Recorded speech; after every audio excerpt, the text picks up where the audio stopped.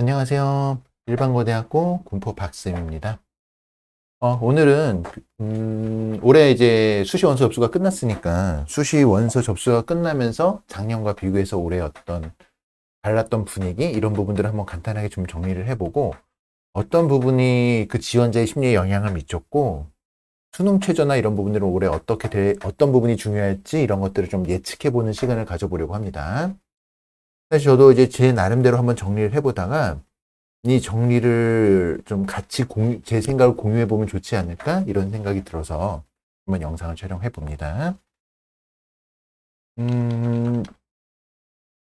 많이, 올해 상담을 하면서 많이 느꼈는데, 의대상이 늘어나는 거 가지고, 의대생이란데, 의대 정원이 늘어나는 거 가지고, 이거에 대한 사람들이 이제 중하위권 학생들도 어떤 영향이 있을지 되게 궁금해 하시는 분들도 많더라고요. 그래서 이런 부분들에 대해서도 좀 간단하게 언급을 할 건 좀 해보려고 해요. 일단 이제 작년에 원서를 접수할 때는 어떤 배경이었고, 올해는 어땠는지를 좀 비교를 먼저 좀 해볼게요.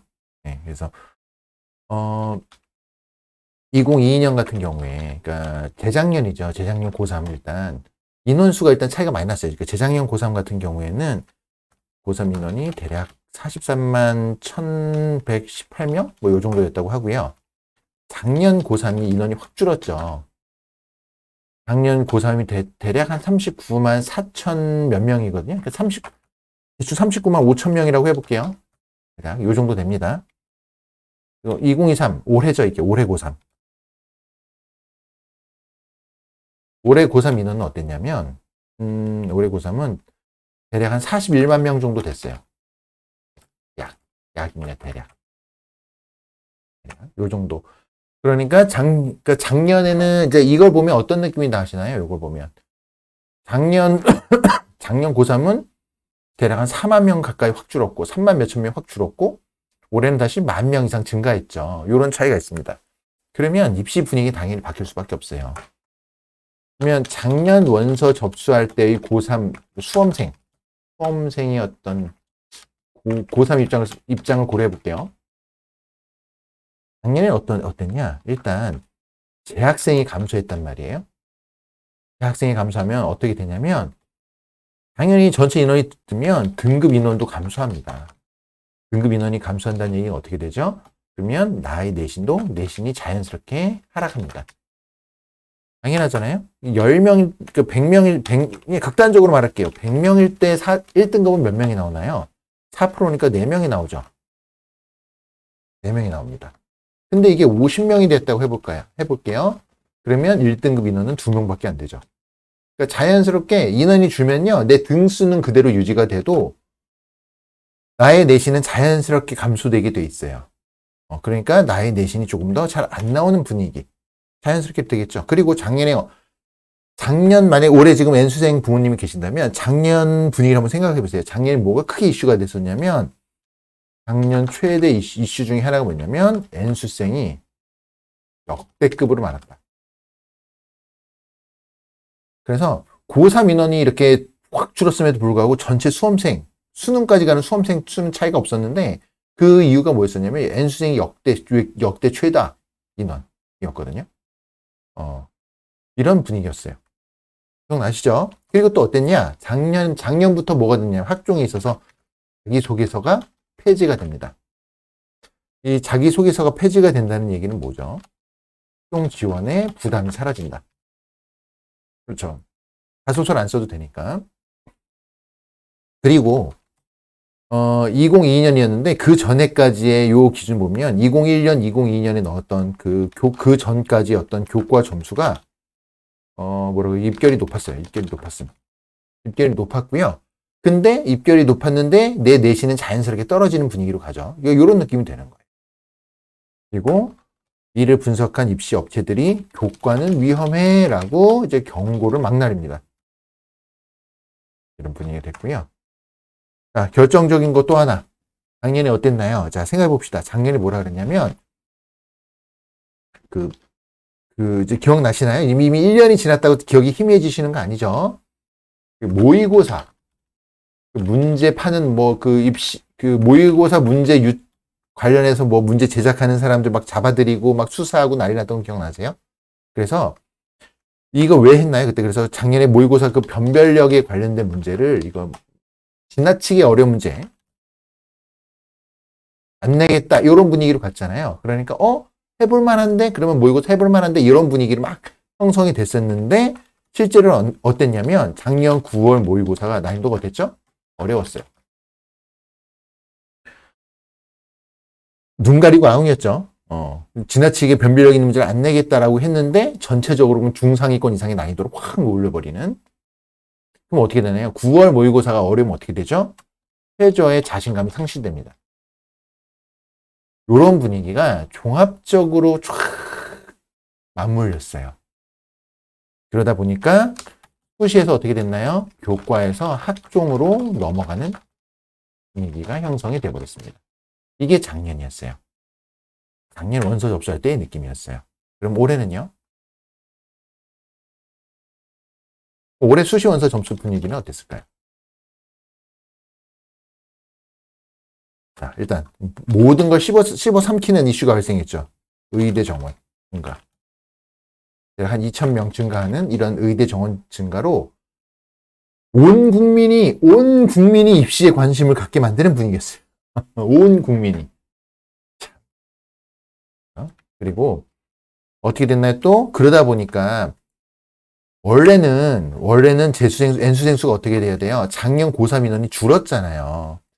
작년 고3 인원이 줄면 인원이 줄었으니까 재수생은 어떻게 될까요? 당연히 주는 게 정상 아닐까요?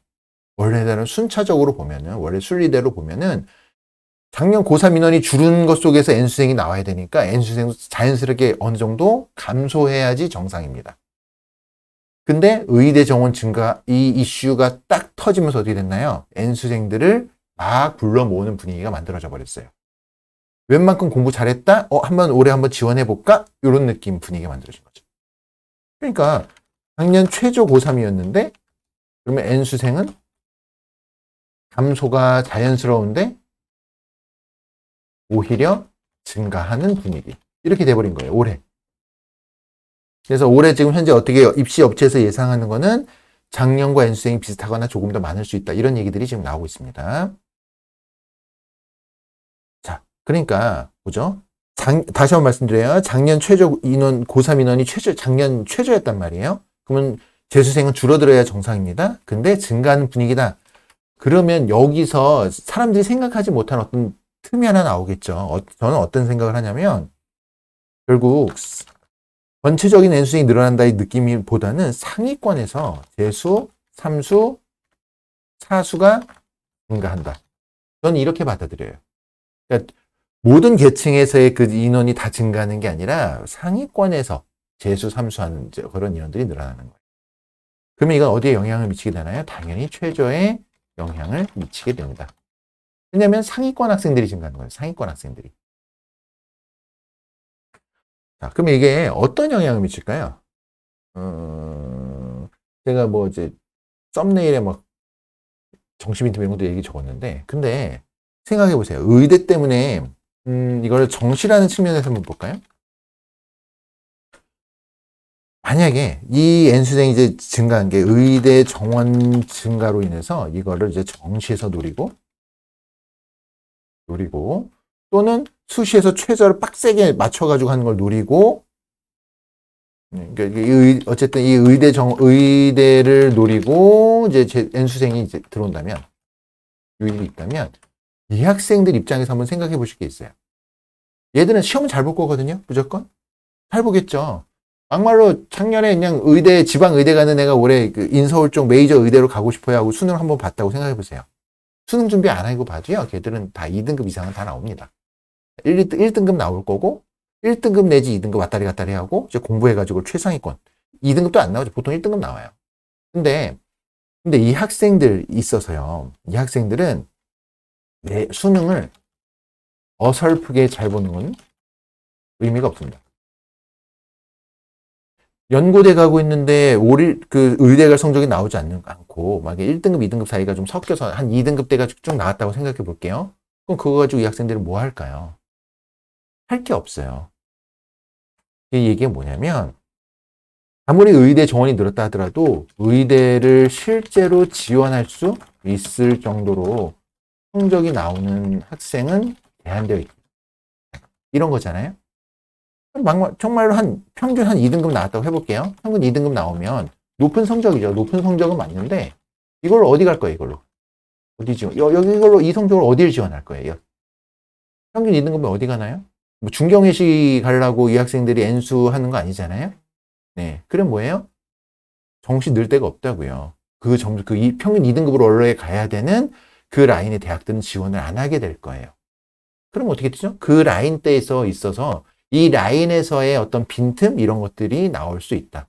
그래서 입시 전문가들이 막 얘기할 때 보면은 입시 전문가의 의견은 의대 정원으로 인한 어떤 여파는 이 여파, 의대 정원 여파는 한 서성한 라인에서 저기 요 정도까지밖에 안 미칠 거다 이런 얘기들 하는데 사실 그 밑에까지도 영향이 갈 수 있다라고 생각합니다. 그 밑에는 이제 인서울 하위권까지는 아니고 우리가 흔히 말하는 중간 중상위권 대학 라인 잡을 때 건동홍 라인 잡잖아요. 건동홍숙 이렇게 얘기하잖아요.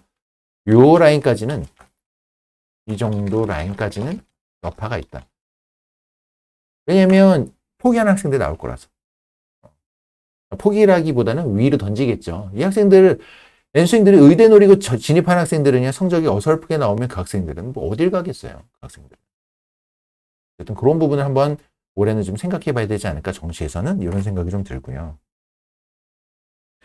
그 다음에 올해 이슈가 됐었던 게 무전공이죠. 근데 무전공은 사실 이 무전공을 모든 걸 완벽하게 준비하는, 그래서 전공을 이것저것 내가 선택할 수 있는 이런 게 무전공이 아니에요. 이렇게 말하면 좀 그런데 대학도 준비가 안 되었다.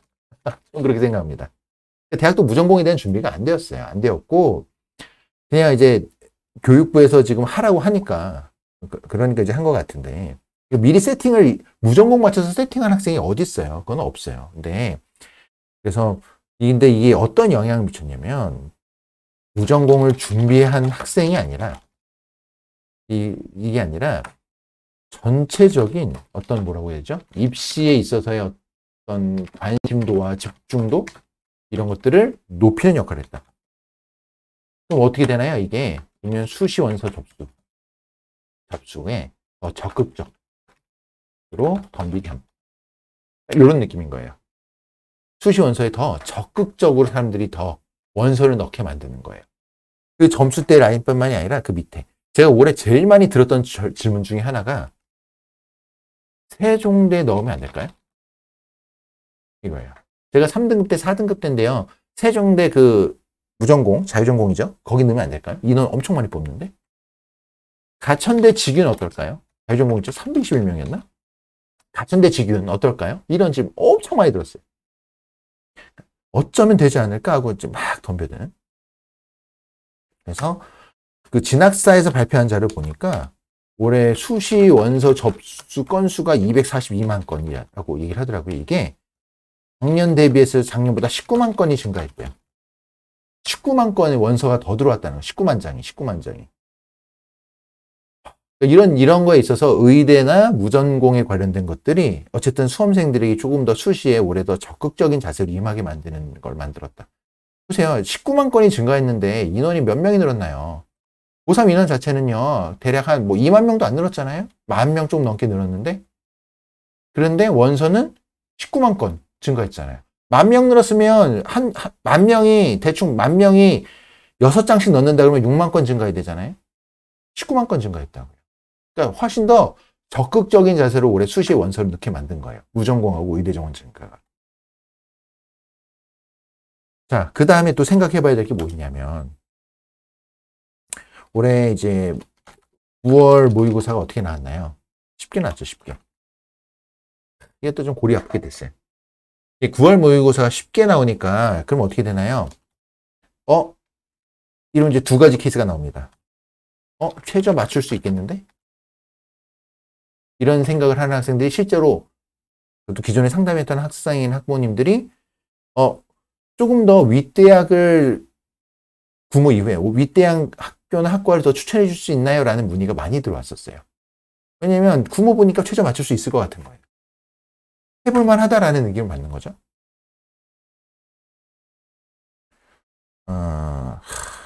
참. 그리고 구모가 쉽게 나왔다는 얘기면 어쨌든 결론적으로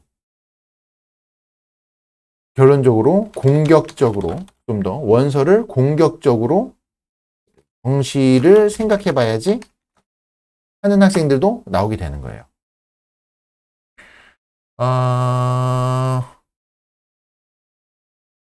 이게 부작용이 큽니다. 이건 부작용을 생각해 봐야 돼. 부작용.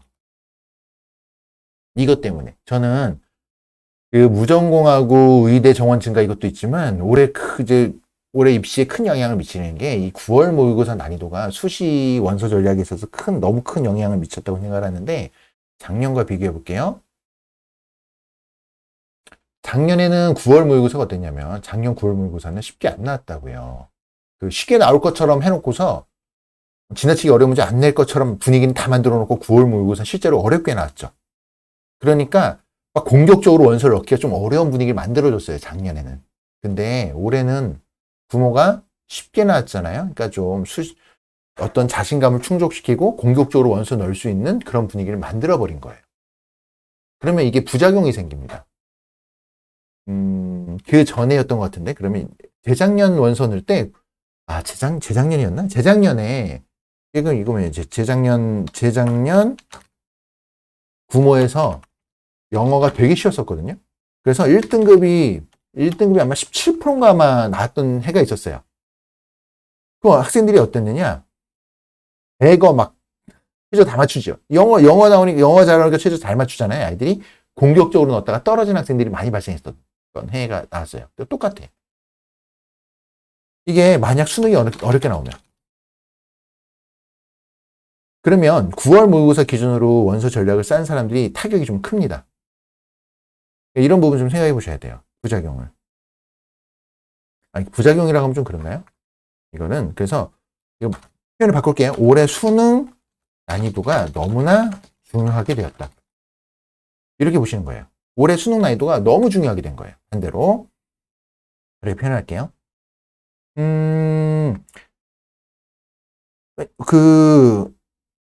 우리가 올해 이제 상위권 N수생이 덤비잖아요. 이 학생들은 어쨌든 수능에서 높은 등급을 받을 가능성이 높은 학생들이죠. 수능 등급 잘 나올 학생들. 그리고 만약에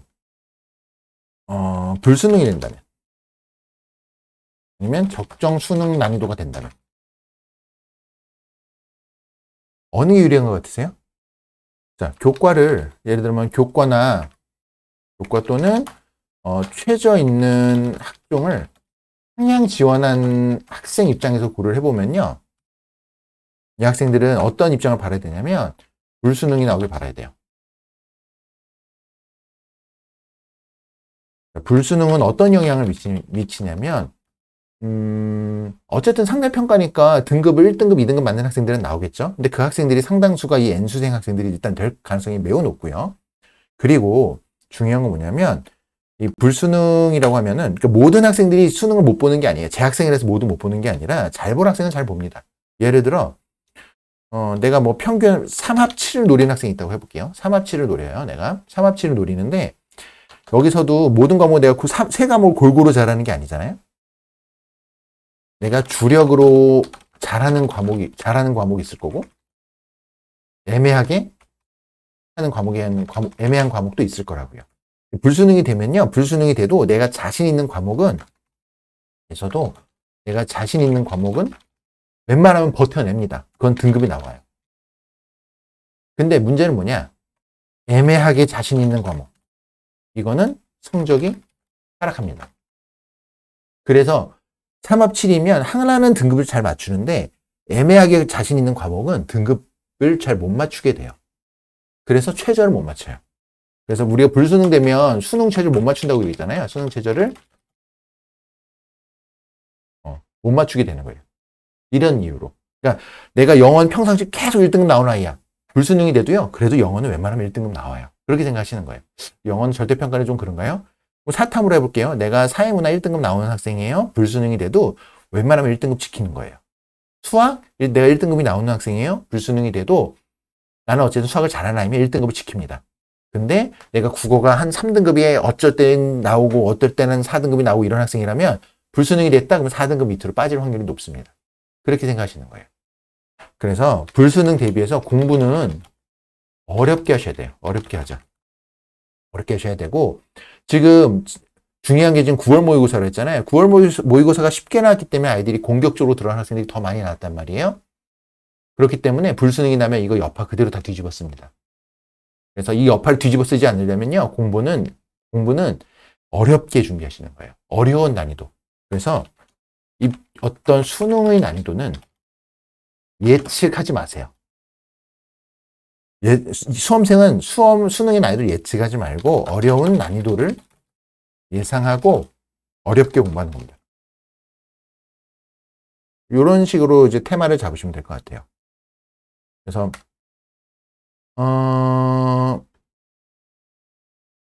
그래서 올해 이제 원서 접수 넣은 거는 그 제가 그 한양대 영상도 찍고 하니까 저런 막 저한테 메일로 한양대 떨어질 학과 찍어주세요 막 그런 메일이 많이 왔었거든요.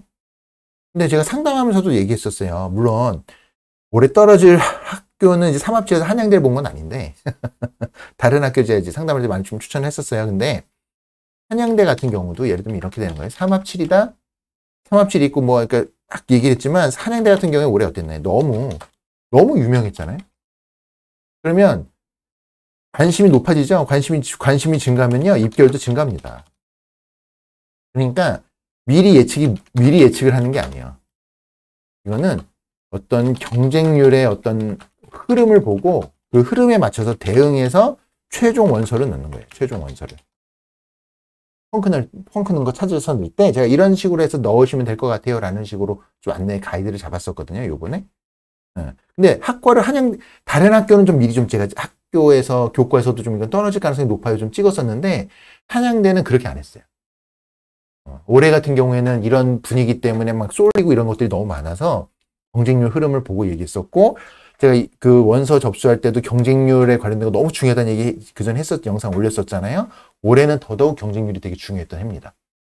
그래서 몇 개의 상향도 몇 개의 학과를 만들어 놓고 그 중에서 들어가는 거였어요. 어쨌든 그래서 지금 모든 원서 접수가 끝난 마당에 여러분들이 생각을 하셔야 될 거는 수시 최저 준비하시는 분들 같은 경우에는 수능의 난이도를 예측하지 말고 어렵게 공부해서 불수능을 대비하자. 불수능이 나와야 펑크가 나옵니다. 펑크가 나와야 나한테까지 기회가 옵니다. 그렇게 생각을 하시는 거예요.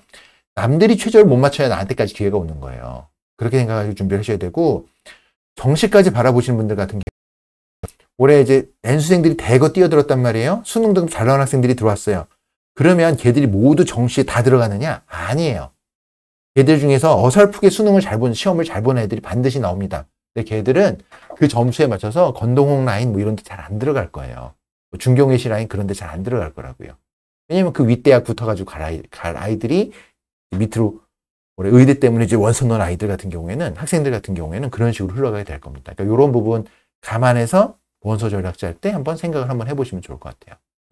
이런 말씀을 한번 드리고 싶습니다. 그러니까 저도 올해 입시를 한번 이렇게 정리를 해보면서 혼자서 했던 생각인데, 이 부분을 한번 같이 생각을 해보면 좋을 것 같아서 영상을 한번 찍어봤습니다. 네.